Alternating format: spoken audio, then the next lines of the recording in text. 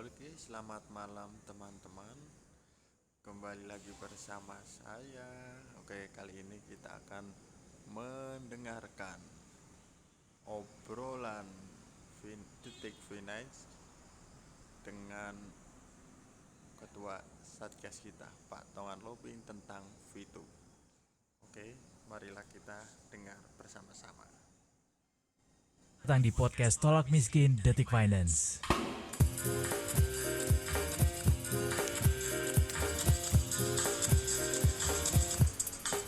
PT Future Viewtech atau yang dikenal dengan nama VTube dinyatakan ilegal sama OJK sejak Juni 2020 kemarin.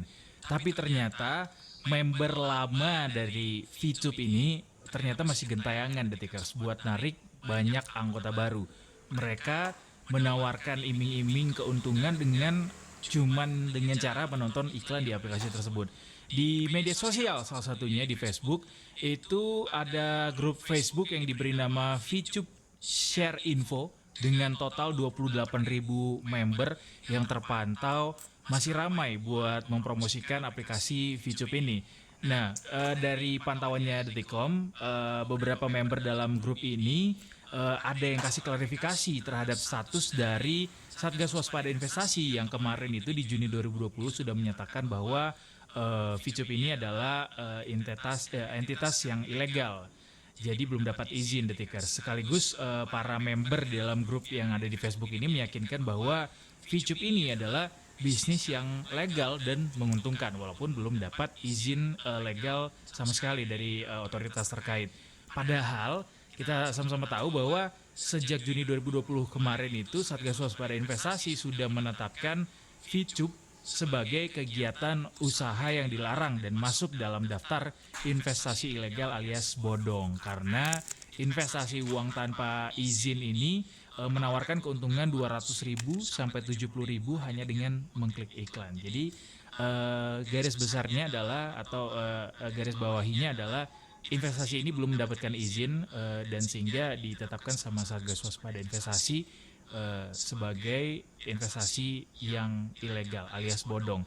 Benar nggak ya seperti itu? Tapi kita coba cari tahu dulu karena memang banyak banget orang yang rame-rame join yang namanya VTube ini buat mendapatkan keuntungan yang ditawarkan tadi itu dengan cara yang sangat mudah, cuman mengklik iklan setiap harinya dan mendapatkan sejumlah keuntungan. Tapi penasaran gimana sebenarnya cara kerjanya VTube ini, gue undang temen gue Silke untuk ngasih penjelasan sebenarnya VTube ini apa sih? Jadi si VTube ini tuh kayak aplikasi yang dikembangkan sama PT Future Viewtech. Dia itu perusahaan yang bergerak di bidang periklanan. Fokus bisnisnya sendiri tuh emang di bidang advertising gitu. Cara kerjanya tuh mereka ngasih profit sharing ke member yang nonton iklan di aplikasi VTube-nya itu. Jadi kayak singkatnya tuh kalau lu ngedaftar di VTube dan nonton iklan di sana, lu bakal dapat poin dan dari setiap iklan yang ditonton. Terus selain nonton iklan, mereka juga bisa ngasih penghasilan juga dari referral point dan grup poin. Jadi caranya ngajak orang lain gabung daftar, terus mereka dapat kode referral dan kode referral itu dikasih ke orang yang lo ajak daftar. Jadi si member baru itu cuma perlu nonton video berisi iklan setiap hari. Nah, sekali nonton itu dia bisa dapat VIP poin. Biasanya mereka nyebutnya VIP. Jadi satu VIP itu nilainya $1 ya, sekarang 14.000 kan ya. Terus member yang daftar juga mereka harus rela ngelepas VIP-nya gitu jadi kayak komisi pajak buat si VTube-nya. Oke. Jadi VIP yang ditahan itu nggak bisa ditransaksikan 10 VIP atau sekitar 140.000. Oh, jadi itu jadi ininya ya, jadi semacam deposit ya buat si VTube-nya ya. Jadi kayak saldo mengendapnya gitu. Tapi kalau untuk komisi dan pajak ya itu diambil dan diatur berbeda-beda tergantung level membernya. Oke. Selain member juga ditawarin nih buat beli aktivasi level misi. Kalau dia ngaktifin level misi, dia bisa dapat keuntungan atau imbal hasil yang cukup besar. Kayak misalnya dia ngaktifin level bintang 6 dengan satu paket. Biaya aktivasinya tuh motong 10 VP yang dia punya. Keunggulannya dalam 40 hari ini si member bakal dapat imbal hasil 3.500 VP atau sekitar 49 juta kalau pakai kurs 14.000. Waduh, ini 49 juta berarti bisa didapetin dalam waktu sebulan lah ya, bisa dibilang gitu ya, dengan cara Kalau beli. ngaktifin level bintang. Iya, level bintang. Jadi kita harus beli juga sama dia untuk ngaktifin level bintang ini biar bisa ngeklik iklan lebih banyak gitu ya setiap hari ya. Karena Jadi dengan kata lain, Hah? saat member ini mendapatkan keuntungan yang besar, mereka juga harus mau mengaktifkan atau upgrade level dengan bayar terlebih dulu untuk gabung dengan aplikasi ini. Jadi member bisa mulai lewat aplikasi yang udah ada di Play Store. Oke. Tapi ini jadi mirip-mirip kayak apa ya, Miles nggak sih? Dulu kita pernah juga kenal yang namanya Miles kan ya, kegiatan usaha yang dipakai kan itu skemanya Ponzi kan ya, gara-gara bonus-bonus yang diterima sama anggotanya ini dikumpulkan dari peserta-peserta yang baru direkrut. Kayak gitu nggak sih? Sama nggak sih ini? Mirip karena kayak member get member gitu. Jadi MLM ya? Banyak. Jadi makin banyak yang dia tarik, dia juga makin banyak dapat keuntungan dari hasil potong VP-nya itu. Dan perlu diingat juga Detikers, perusahaan aplikasi ini, si VCup ini ternyata dia memang belum mendapatkan sama sekali izin dari otoritas terkait karena sejak masuk dalam daftar entitas investasi ilegal oleh Satgas Waspada Investasi sejak Juni 2002 kemarin itu belum sekalipun ada daftar surat normalisasi yang dikeluarkan Satgas Waspada Investasi buat menyatakan bahwa izinnya VTube ini sudah keluar gitu. Bener ya Sia ya? Kalau sebuah entitas itu belum ada surat normalisasinya, artinya dia masih terus masuk dalam daftar investasi ilegal ya? Iya, masih terdaftar gitu. Jadi mereka harus ngurus proses izinnya dulu, terus ngajuin lagi ke Satgas baru dihapus gitu. Oke. Nah, yang jadi pertanyaan adalah ternyata salah seorang member VCup yang nggak mau disebutkan namanya bilang kalau ternyata saat ini manajemen VCup itu sedang melakukan koordinasi sama Satgas Waspada Investasi terkait legalitas dan juga perizinan dari VCup ini. Nah, ini juga dijawab sama Ketua Satgas Waspada Investasi Pak Tongam bahwa mereka memang saat ini sedang melakukan pengurusan izin. Katanya VTube sudah melakukan pengurusan izin sehubungan dengan kegiatannya. Tetapi di lain hal banyak juga komentar-komentar dari warganet. Ini jadi ada dua sisi sih sebenarnya. Ada yang mendukung bahwa VTube ini adalah merupakan investasi yang berpotensi merugikan masyarakat, dan juga ada juga yang standby buat VTube-nya sendiri karena beranggapan orang lain nggak paham gitu tentang VTube ini dan langsung menjustifikasi bahwa mereka adalah investasi ilegal alias bodong. Makanya kita sekarang pengen tanya-tanya langsung sama otoritas terkait sebenarnya bagaimana sepak terjang VTube di masyarakat dan adakah sudah laporan kerugian yang disampaikan oleh masyarakat terhadap operasional dari VTube ini sendiri, dan bagaimana selanjutnya langkah otoritas terkait yaitu Satgas Waspada Investasi terhadap kegiatan ilegal yang dilakukan saat ini oleh VTube. Sekarang kita telepon langsung sama Pak Tongam, Ketua Satgas Waspada Investasi.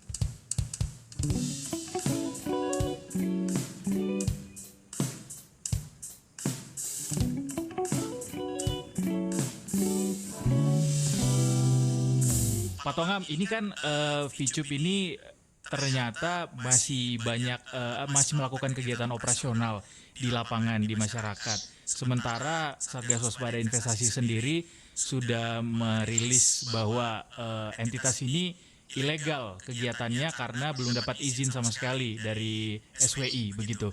Nah, terkait hal ini di masyarakat sendiri sudah ada laporan nggak sih Pak, laporan kerugian misalnya dari masyarakat ke Satgas Waspada Investasi? Fintech Fitup Future View Tech ini atau Fitup itu memang kita bahas di bulan Juni 2020 dan kita menyatakan bahwa kegiatan Future View Tech ini tidak mempunyai izin di Indonesia sehingga kita menyatakan kegiatan ilegal. Oleh karena itu kami sudah mengumumkan ke masyarakat, kemudian kami meminta diblokir semua situs web aplikasi yang kali Kominfo, dan kita meminta kepada masyarakat untuk tidak mengikuti kegiatan-kegiatan itu sebelum mendapatkan izin yang baik.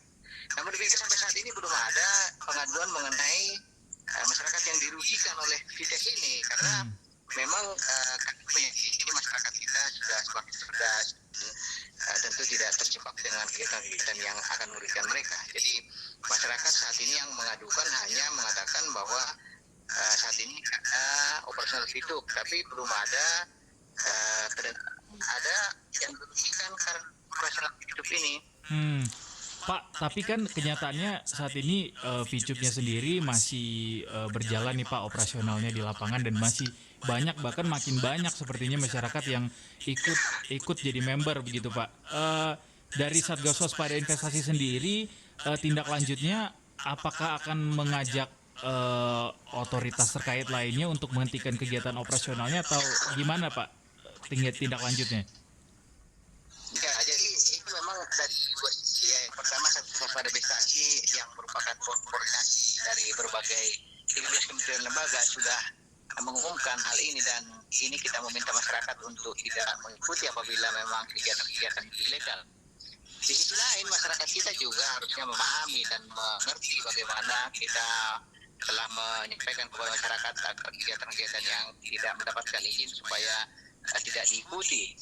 Namun demikian memang saat ini kami sudah koordinasi juga dengan seluruh anggota Satgas Waspada Investasi. Ada Kemenkominfo yang saat ini masih memblokir PSE-nya, kemudian situs web aplikasi juga diblokir, kemudian juga dari kementerian lain juga melakukan pembinaan, dan saat ini memang Fitup ini sudah mengurus izin sebenarnya, dari mereka sudah konsultasi dengan Satgas Waspada Investasi, namun beberapa hal yang mesti diperbaiki tentu perlu perbaikan dari mereka.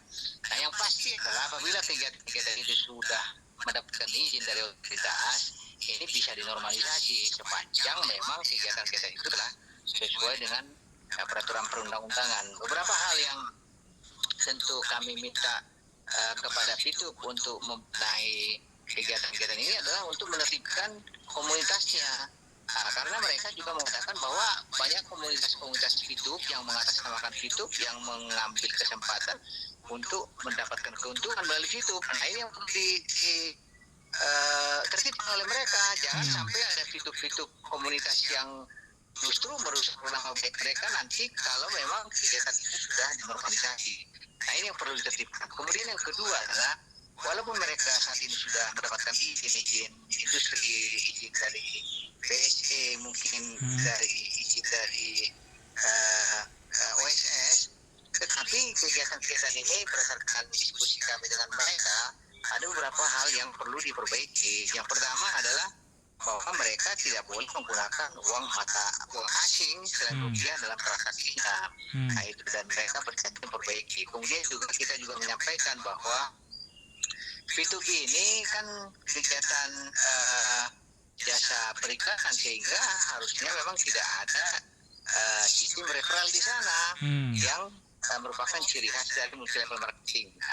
Kemudian yang ketiga juga kita minta supaya kalau ada pengiklan yang masuk ke Fitup, hendaknya memang tidak membeli poin dari member-member, tapi membeli poin langsung ke perusahaan. Kemudian juga member juga diharapkan juga menjual poin-poin yang diperoleh itu kepada perusahaan. Dengan demikian tidak ada yang terlibat di situ. Jadi itu yang kita arahkan kepada para pengurus dari Fitup ini. Bagaimanapun juga mereka ini ingin taat pada peraturan perundang-undangan yang berlaku. Karena itu kami sebagai Satgas Supervisasi selain juga melakukan tindakan represif, juga melakukan pembinaan agar semua kegiatan usaha itu ada kegiatan-kegiatan yang memang sesuai dengan peraturan perundang-undangan, ada izinnya, ada kegiatan-kegiatan yang sesuai dengan peraturan perundang-undangan. Seperti kita ketahui banyak juga dulu kegiatan-kegiatan yang dulu kita nyatakan ilegal dan mereka sudah mengurus perizinan dan kita normalisasi. Contohnya dulu Dog Fusion, kita dulu hentikan kegiatannya, mereka sudah mengurus izin. Eco Racing juga seperti itu, kemudian beberapa kegiatan-kegiatan lain. Jadi kita tidak melulu memang memblokir tanpa memberikan peluang bagi mereka berusaha, tapi tetap kita arahkan supaya mereka berusaha sesuai dengan ketentuan perundang-undangan, terutama dalam rangka perlindungan masyarakat.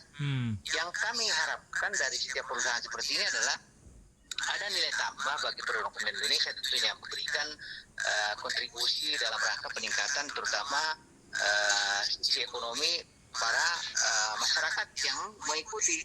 Jangan melakukan penghimpunan dana yang tidak sesuai dengan peraturan perundang-undangan.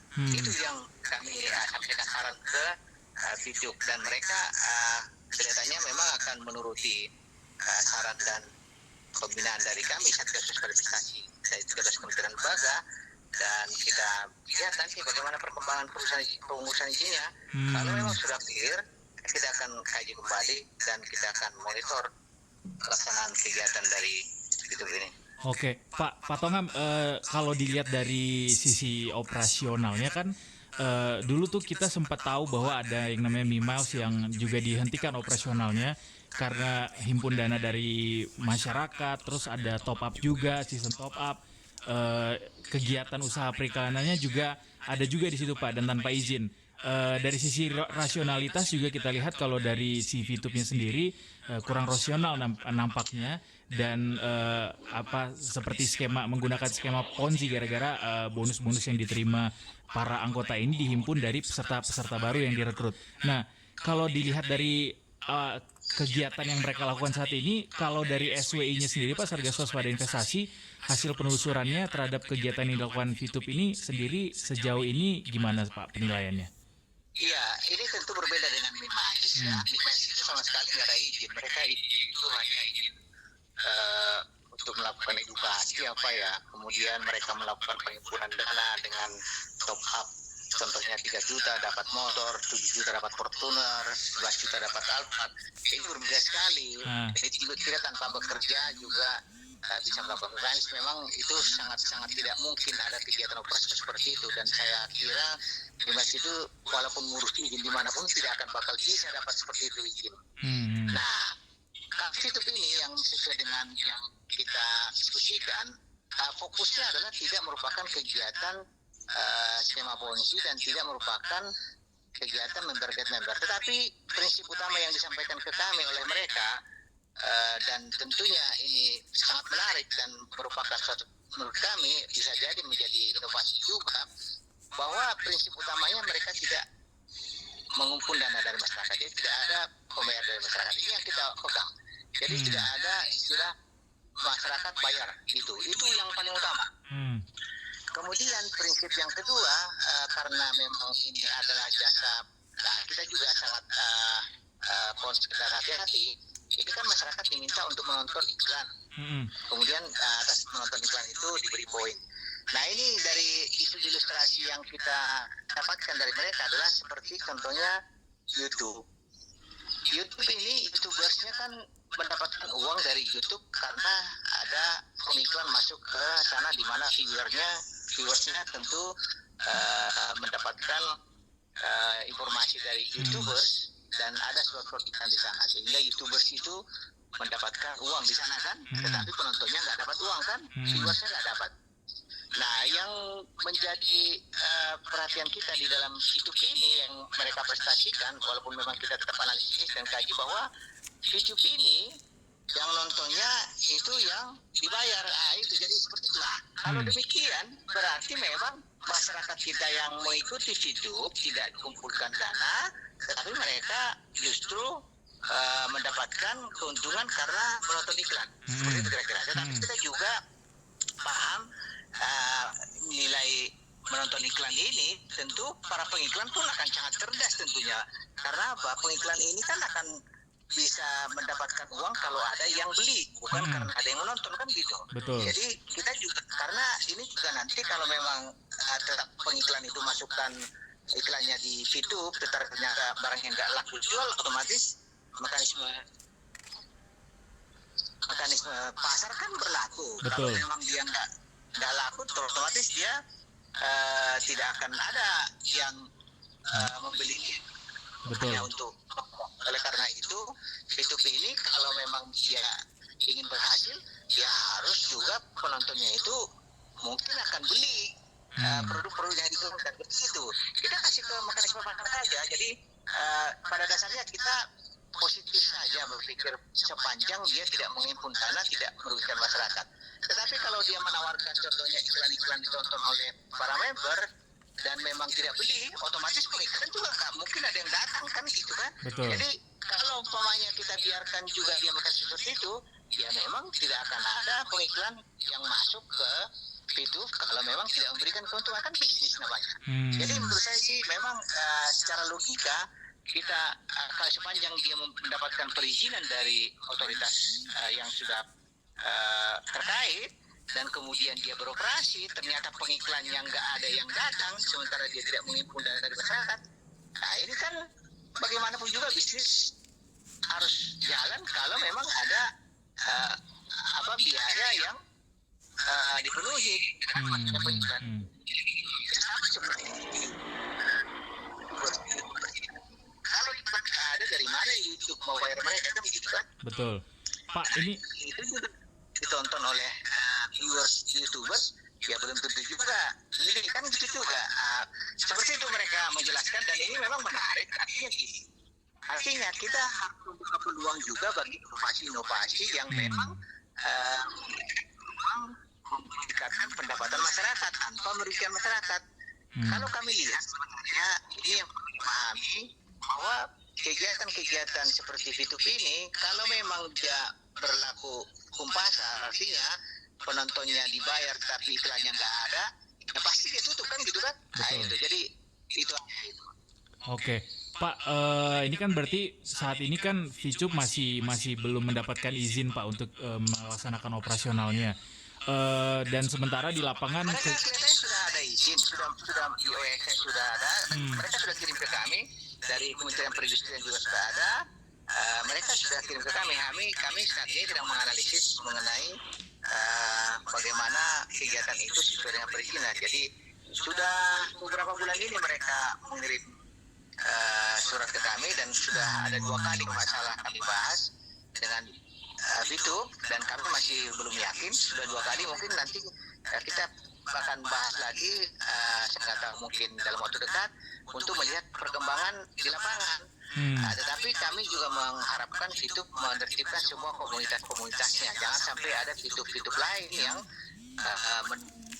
dompleng VTube yang niatnya bagus, kan gitu. Itu yang perlu kita pahami. Artinya itu yang perlu kita monitor, bahwa Satgas Waspada Investasi tidak serta-merta memberikan normalisasi. Kalaupun saat ini VTube sudah memiliki izin dari otoritas. Karena apa? Karena kita ingin melihat dulu keamanannya, perlindungan masyarakatnya, kemudian kegiatan-kegiatan yang menghimpun dana, kemudian bagaimana dia beroperasi seperti yang saya katakan tadi. Jangan sampai menggunakan mata uang asing. Jadi berbagai aspek kita lakukan dalam rangka perlindungan masyarakat. Sehingga apabila nanti VTube sudah dinormalisasi oleh Satgas Waspada Investasi, ya memang karena mereka sudah memiliki izin dan memang kegiatan-kegiatannya sesuai dengan izinnya. Pak, tapi berarti kan sekarang ini mereka sah-sah aja dong Pak, berarti ya, karena udah punya dapat izin dari OSS, mereka sah-sah saja melakukan kegiatan operasi. Belum, kita belum normalisasi. Oleh karena itu makanya saya dari awal tadi katakan masyarakat diminta untuk cerdas. Apabila kita sudah menyampaikan belum bisa berupa kegiatan yang tidak punya izin di masyarakat, hanya cerdas. Jadi bagaimanapun juga ini kembali kepada masyarakat juga sebenarnya. Kita sampaikan ke masyarakat ya tertib lah. Jangan nanti setelah umpamanya ada kerugian baru menyesal. Oleh karena itu P2P ini karena belum dinormalisasi dan saat ini mereka masih dalam proses dengan Satgas Koordinasi dengan perizinan-perizinan yang sudah diajukan ke kami, ya masyarakat agar bersabar atau tidak mengikuti kegiatan itu. Itu. Jadi karena apa? Karena kami dari Satgas Koordinasi juga bagaimanapun juga ya mengedukasi masyarakat sebenarnya, sehingga kalau masyarakat juga mengikuti ya bagaimana, kita mau bilang apa kan gitu. Tapi kita hanya mengharapkan mereka jangan sampai dirugikan, dan ini yang kita harapkan, perlindungan kepada masyarakat yang paling utama. Oke, berarti masyarakat diminta untuk tetap mawas diri dan juga lakukan analisa ya Pak terhadap investasinya Pak. Sepanjang belum ada pemberitahuan normalisasi dari Satgas. Oke Pak, terakhir tadi saya highlight sedikit yang soal transaksi. Mereka kan saat ini kalau misalnya dapat returnnya itu dalam bentuk dolar ya Pak, dihargai 1 poin itu $1 katanya. Kayak gitu-gitu yang harus dikonversi dalam rupiah ya Pak. Itu nggak boleh. Jadi Dan mereka juga masih beli poin itu dari member juga masih ada Pak. iya, itu yang perlu. Tadi saya sudah sampaikan seperti yang saya katakan tadi, saran dari Satgas Koordinasi. Kemudian itu menjadi hasil evaluasi kita pada pertemuan nanti. Kalau mereka sudah lakukan semua itu dan izinnya sudah clear, menurut saya ya memang begitu kegiatannya, tidak mungkin kita larang-larang lagi kan gitu. Tetapi tetap kita monitor. Bagaimanapun juga sepanjang dia tidak menimbun dana dari masyarakat, membernya dapat keuntungan dari iklan, ya sama saja dengan YouTubers itu. Dari mana dia dapat coba dapatkan uang? Hanya saja ini ceritanya di blow up. Saya nggak tahu ya, kita berpikir jernih saja lah. Sepanjang usaha itu sudah clear visinya dan kegiatannya sesuai dengan apa yang diizinkan dan kami tetap monitor, menurut saya sih memang ada upaya-upaya normalisasi. Dan ini tetap dimonitor tadi, jadi tidak ada member get member, kemudian tidak ada penggunaan mata uang asing, tidak ada itu tadi poin-poin dibeli antar anggota atau pengiklan membeli dari poin anggota, kegiatan-kegiatan seperti itu. Dan kemudian juga dia harus mengurus juga servernya di Indonesia, dan ini katanya memang mereka sudah mengurus seperti itu. Jadi langkah-langkah positif yang kita lihat sebenarnya, walaupun masyarakat kita saat ini YouTube kok rame, tapi memang sampai saat ini memang belum ada yang dirugikan, nggak ada. Belum ada laporan ya Pak? Belum ada. Laporan yang ada pada kami adalah YouTube makin merajalela. Ya merajalela memang kita sampaikan ke masyarakat jangan dulu. Kita mendengarkan kita. Oke, Pak, kalau nih Pak, sorry Pak, satu lagi Pak, kalau misalnya rekomendasi yang disampaikan tadi sama Satgas Waspada Investasi tidak kunjung dipenuhi, ada kemungkinankah operasional akhirnya ditutup atau seperti apa tindak lanjutnya Pak? Sekarang operasionalnya kita tetap nyatakan tidak bisa dilakukan, tetapi rekomendasi itu harus dipenuhi untuk normalisasi. Kalau rekomendasi itu nanti tidak dipenuhi, kita nggak normalisasi, atau setelah normalisasi ada rekomendasi kita yang dilanggar, ya kita bisa blokir lagi kan gitu kan? Ya, karena kita yang utama dari Satgas itu adalah perlindungan kepada masyarakat kita. Jangan sampai ada yang rugi tertipu.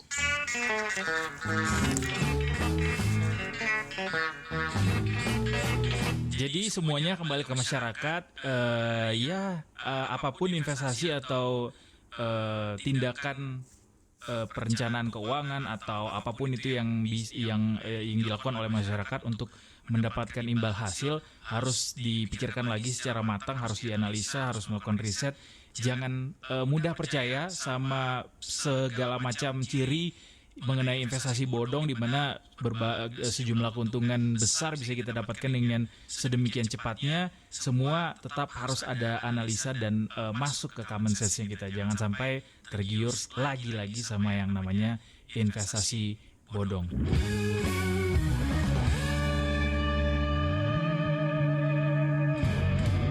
Jangan lupa dengerin podcast Detik Finance berikutnya di podcast Tolak Miskin.